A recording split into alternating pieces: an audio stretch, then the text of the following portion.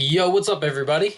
Sorry, it's been a couple days since I did one of these for you. It's been a busy morning. With the Matt Malone interview was really awesome.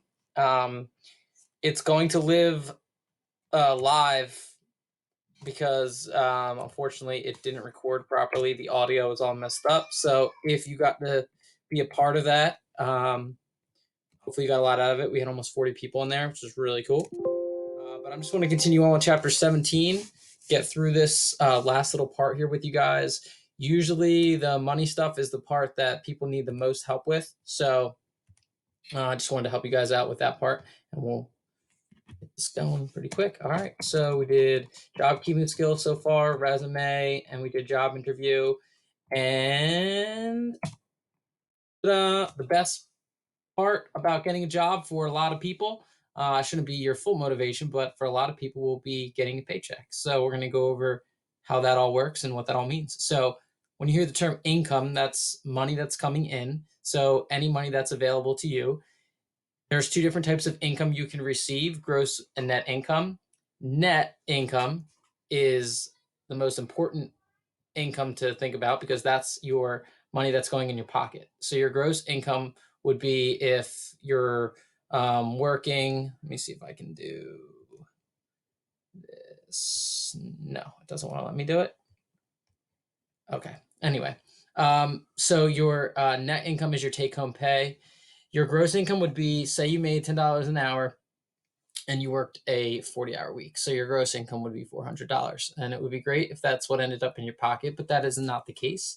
The government has to take out taxes, state takes out taxes, things like that. So whatever you go to create your eventual budget with would be your net income. So that's your money out of taxes. There's a lot of different ways you can calculate this.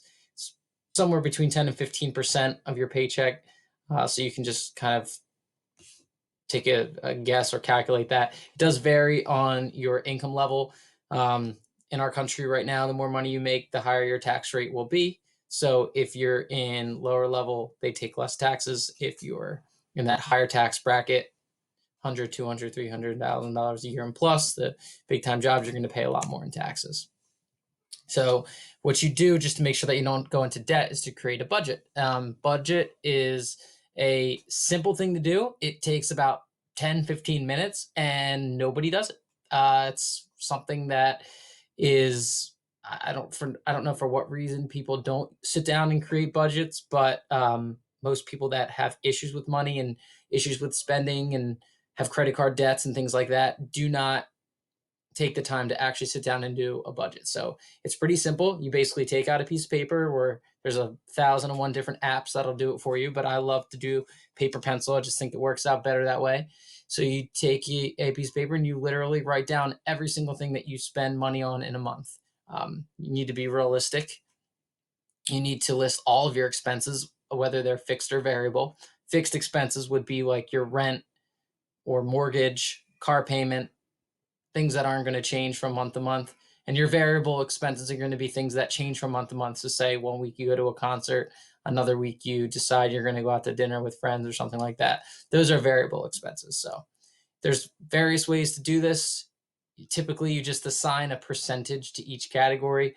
You don't want to be spending all your money on rent or all your money on your car or all your money on shoes and things like that. You want to try to break it out evenly. And there's a lot of different things out there for you that'll tell you what you should be spending. Like, for example, you probably don't want to be spending more than 20% on your mortgage. If you're spending more than 20% of your budget on your mortgage, then you're going to probably go into debt because you're not going to have enough money for other things. So it's really important that your budget does not exceed your net. If it does, then you're going to be at a net loss of money and you're not going to be able to save anything.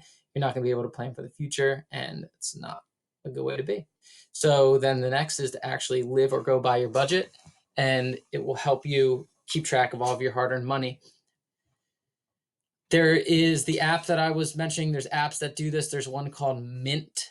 It's by Intuit. They're the people that make TurboTax. If you don't know what any of those things are, probably don't because you're kids, but maybe you do. You've heard of those things, seen commercials on TV. That's the one I use. So basically with Mint, it's an app on your iPhone. You log into every account that you have through Mint. So credit cards, mortgage, retirement, savings, all of those types of things. So you log in through that. And then Mint aggregates all of it together, gives you a pie chart. It shows you what you're spending on. It breaks down your spending into categories. So if you spend money on this or money on that, Mint will help you keep track of all that stuff. So if you don't want to do paper pencil, you want to do Mint, go for it. I've done both. I like making my general budget on paper, and then I can use Mint to check all my stuff and make sure. So that's it for this presentation. There are a variety of assignments that I gave you guys that go with this when you guys are working on your packets and things like that. There's things that make you break down your spending and stuff like that. The only real math that you need to do with this is taking a percentage of a number, and I know you guys all can do that. So just practice taking percentages of a number and breaking it down. And if you have any questions, just hit me up. All right, guys, thanks for watching. I'll see you on the internet.